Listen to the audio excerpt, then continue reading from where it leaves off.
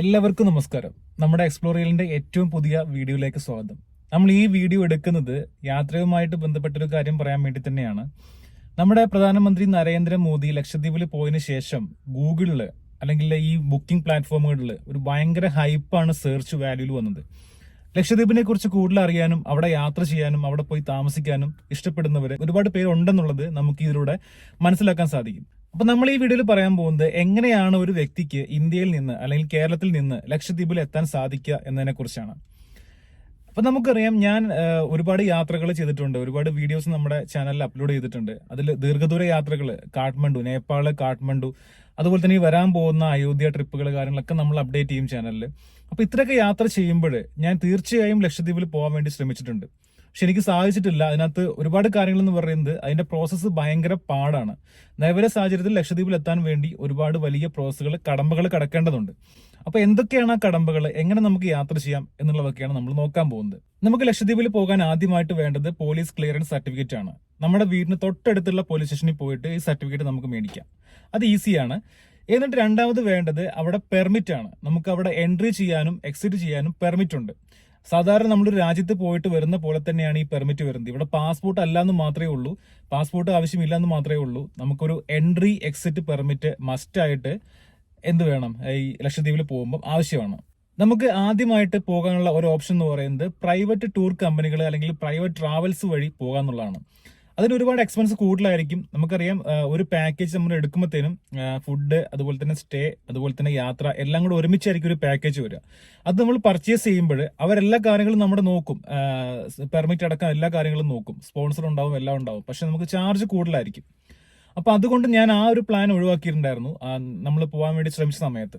രണ്ടാമത് വരുന്ന വെച്ചാൽ ഗവൺമെന്റ് ടൂർ പാക്കേജുകളാണ്. അപ്പൊ ഇതിന്റെ കൂടുതൽ ഡീറ്റെയിൽസ് നിങ്ങൾക്ക് അറിയണമെന്നുണ്ടെങ്കിൽ lakshadweep.gov.in എന്ന സൈറ്റിൽ കയറിയാൽ മതി.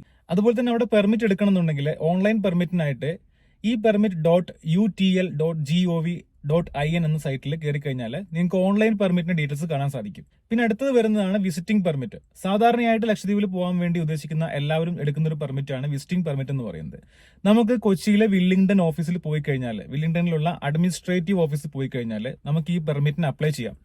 ഞാൻ പറഞ്ഞതുപോലെ വേണ്ട കാര്യങ്ങളെന്ന് വെച്ചാൽ നമുക്കൊരു ഐഡന്റിറ്റി പ്രൂഫ് വേണം, അതിനകത്തൊരു 3 പാസ്പോർട്ട് സൈസ് ഫോട്ടോ വേണം, കൂടാതെ നമുക്ക് ലോക്കൽ ആയിട്ടുള്ള പോലീസ് സ്റ്റേഷനിൽ നിന്നുള്ള ക്ലിയറൻസ് സർട്ടിഫിക്കറ്റും വേണം. അപ്ലൈ ചെയ്യുന്ന സമയത്ത് ലക്ഷദ്വീപിൽ ലോക്കലി നമ്മളെ അറിയാവുന്ന ആരെങ്കിലും ഉണ്ടെന്നുണ്ടെങ്കിൽ നമുക്ക് പെട്ടെന്ന് തന്നെ പെർമിറ്റ് കിട്ടാൻ അത് എളുപ്പമാണ്. അതല്ല അവിടെ ലോക്കലി ആൾക്കാർ ഇല്ല എന്നുണ്ടെങ്കിൽ നമുക്ക് കുറച്ച് ടൈം എടുക്കുമെങ്കിലും പെർമിറ്റ് കിട്ടുന്നതായിരിക്കും. ഇങ്ങനെ ചെയ്ത് കഴിഞ്ഞിട്ട് നമുക്ക് പെർമിറ്റ് കിട്ടിക്കഴിഞ്ഞാൽ നമ്മൾ യാത്ര ചെയ്ത് കഴിഞ്ഞാൽ അവിടെ എൻട്രി ചെയ്യുമ്പോൾ അവിടുത്തെ ഓഫീസിൽ നമ്മൾ എൻട്രി അടിക്കണം, അതുപോലെ തന്നെ എക്സിറ്റും അടിക്കണം. ഇനി നമുക്ക് യാത്രാ മാർഗ്ഗങ്ങൾ നോക്കാം. വിമാനത്തിലും കപ്പലും നമുക്ക് എന്ത് ചെയ്യാം, ലക്ഷദ്വീപിലേക്ക് ട്രാവൽ ചെയ്യാം. അതിൽ ഏറ്റവും എളുപ്പം വിമാനം തന്നെയാണ്. എയർ ഇന്ത്യയുടെ വിമാനം അഗത്തി എയർപോർട്ടിലേക്ക് ഡെയിലി സർവീസ് നടത്തുന്നുണ്ട്. അതിന്റെ എമൗണ്ട് എന്ന് പറഞ്ഞാൽ, ടിക്കറ്റ് ചാർജ് എന്ന് പറഞ്ഞാൽ 5000 രൂപ മുതൽ 8000 രൂപ വരെയാണ്. സീസൺ അനുസരിച്ച് കൂടുമെങ്കിലും നമുക്ക് ഒരു ആവറേജ് റേറ്റ് നമുക്കൊരു 5500 മുതൽ 8000 രൂപ വരെയാണ് വരിക. അതുപോലെ തന്നെ നമ്മൾ കപ്പലിലാണ് യാത്ര ചെയ്യുന്നുണ്ടെങ്കിൽ 3 കപ്പലുകളാണ് നമ്മുടെ കൊച്ചിയിൽ നിന്ന് യാത്ര ചെയ്യുന്നത് ലക്ഷദ്വീപിലേക്ക്. ഇതിൽ നമുക്ക് ടിക്കറ്റ് ബുക്ക് ചെയ്യാം. ഏകദേശം 3000 രൂപ മുതൽ അങ്ങോട്ട് ലക്ഷറി ക്ലാസുകൾ അനുസരിച്ച് റേറ്റ് കൂടി വരുന്നുണ്ട്. മിനിമം നമുക്കൊരു ചാർജ് ആയിട്ട് ഒരു 3000 രൂപ കൂട്ടാം.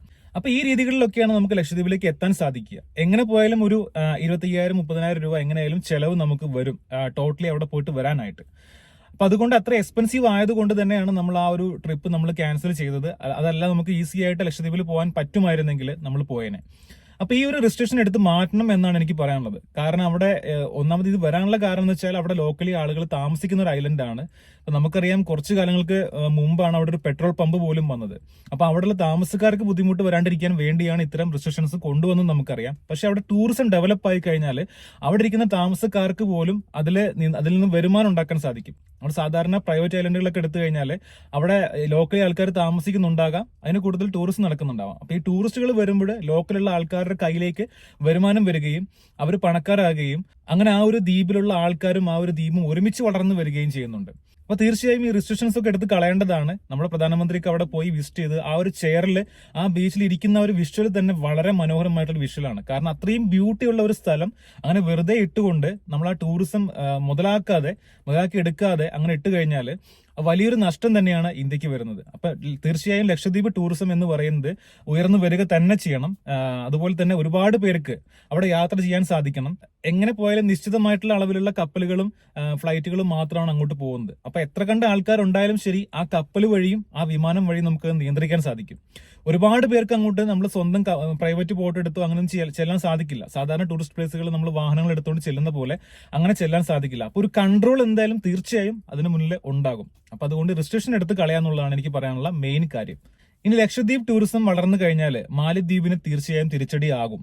പക്ഷെ മാലദ്വീപിലുള്ള 2 ലോക്കൽ മന്ത്രിമാർ ചെയ്ത കാര്യം, സെക്രട്ടറിമാർ ചെയ്ത കാര്യം എന്താണെന്ന് വെച്ച് കഴിഞ്ഞാൽ, മോദി ലക്ഷദ്വീപിൽ പോയി ആ ഒരു ചെയറിൽ ഇരുന്നപ്പോഴത്തേനും അതിനെ കളിയാക്കുന്ന രീതിയിൽ, ഷെയിം ആക്കുന്ന രീതിയിൽ അവർ സംസാരിക്കുകയും അത് ട്വിറ്ററിലൂടെ, ട്വിറ്റർ എന്ന് പറഞ്ഞാൽ നമ്മുടെ എക്സ് എന്ന് പറയുന്ന പ്ലാറ്റ്ഫോമിലൂടെ ലോകം മൊത്തം പടരുകയും ചെയ്തു. അത് മാലദ്വീപിന് ഭയങ്കര തിരിച്ചടി ആയിരിക്കുക തന്നെയാണ്. ബോയ്ക്കോട്ട് മാലദ്വീപ് എന്ന് പറയുന്ന ഒരുപാട് ക്യാമ്പയിനുകൾ നമ്മുടെ രാജ്യത്ത് വന്നുകൊണ്ടിരിക്കുകയാണ്. അതുപോലെ തന്നെ Booking.com, മേക്ക് മൈ ട്രിപ്പ് പോലെയുള്ള വലിയ വലിയ ആപ്ലിക്കേഷൻസ് നിന്നൊക്കെ ഈ മാലദ്വീപിലേക്കുള്ള ഫ്ലൈറ്റ് ടിക്കറ്റ് വൈകാതെ തന്നെ എടുത്ത് കളയുമെന്ന്, ഫ്ലൈറ്റ് ടിക്കറ്റ് ബുക്ക് ചെയ്യാനുള്ള സൗകര്യം വൈകാതെ എടുത്ത് കളയുമെന്നാണ് നമ്മൾ അറിയാൻ സാധിക്കുന്നത്.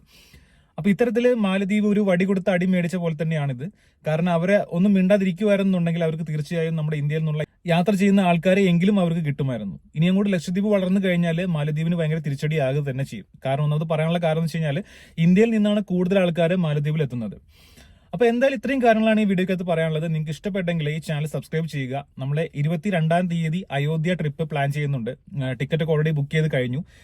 23-ാം തീയതിയാണ് അവിടെ പൊതുജനങ്ങൾക്ക് സന്ദർശിക്കാനുള്ള അവസരം. 22-ാം തീയതിയാണ് നമ്മുടെ പ്രധാനമന്ത്രി അവിടെ അയോധ്യ ഉദ്ഘാടനം ചെയ്യുന്നത്.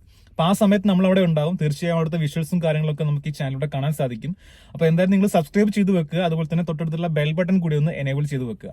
നമ്മൾ ഏകദേശം ഒരു 23-ാം തീയതി തന്നെ 22-ാം തീയതി വിഷ്വൽസ് നമ്മൾ അപ്ലോഡ് ചെയ്യുന്നതായിരിക്കും. പറ്റുവാണെങ്കിൽ അന്ന് രാത്രി തന്നെ എഡിറ്റ് ചെയ്തുകൊണ്ട് നമുക്ക് ഫോണിൽ നിന്ന് ചെയ്യാൻ സാധിക്കും. അപ്പൊ അടുത്ത വീഡിയോയ്ക്ക് വേണ്ടി നിങ്ങൾ വെയിറ്റ് ചെയ്യുക. അതുവരേക്കും ഗുഡ് ബൈ.